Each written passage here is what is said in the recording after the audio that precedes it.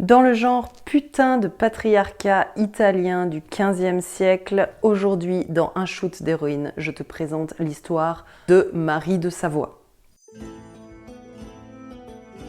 Marie de Savoie est la fille aînée du comte devenu duc de Savoie Amédée VIII. Elle naît en janvier 1411. En 1425, son père rejoint les armées vénitiennes dans les guerres de Lombardie contre notamment la ville de Milan.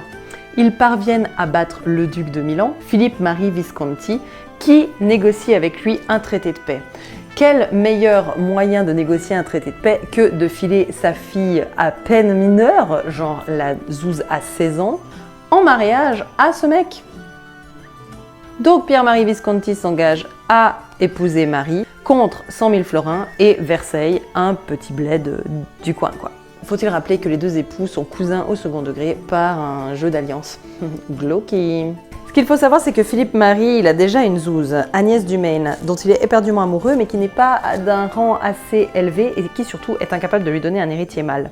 Ses conseillers vont donc lui dire « Mon gars, fais un bon mariage, Marie de Savoie, c'est un bon deal, et tu lui fais un max d'enfants. » Elle joue plutôt le jeu, mais son mari étant méga parano et convaincu que sa femme lui sera infidèle, il est lui-même infidèle, je le rappelle, ordonne qu'elle soit enfermée et entourée de femmes. Youpla boum.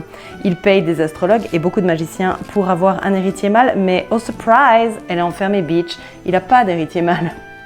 À la mort de Philippe Marie, en 1447, Marie essaye de faire de son frère Louis le nouvel héritier, en l'amenant à devenir le prochain duc de Milan. Sauf que son plan est déjoué par le mari de sa belle-fille, Francesco Sforza, qui va devenir le nouveau dirigeant du duché, comme on le sait. Marie va alors se retirer dans un château pour y vivre une vie de religieuse, et elle va finalement mourir entre 1469 et 1479. Aujourd'hui encore, elle est réputée pour sa vertu et reste très populaire à Milan.